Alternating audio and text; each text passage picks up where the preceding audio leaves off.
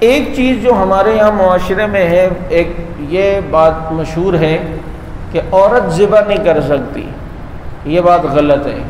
اگر عورت ذبح کرنا جانتی ہے جانور کو، اور عورت تو زیادہ وہ سارے دن شوہروں کو ذبح کرتی رہتی ہے، تو جانور اس کے لیے الٹے ہاتھ کا کام ہے، یہ تو ایسی بڑے ڈرامے بنائے ہوئے، عورت نہیں کر سکتی، اس کو نہیں آتا۔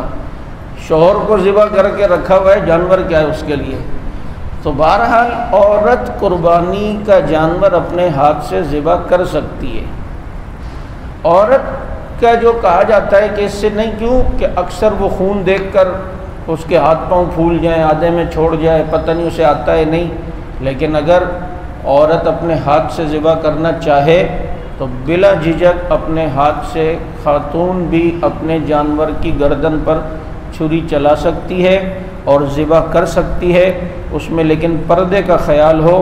ایسا نہ ہو کہ گلی میں سارے مرد کھڑے ہوئے اور آنٹی آ رہی ہے اور کہہ رہی ہے ہٹ جاؤ، آ چکی ہے آنٹی، کوئی ہے مقابلہ کرنے والا، اور اس کے بعد ذبح۔ تو پردہ ضروری ہے، سطر کا چھپانا ضروری ہے۔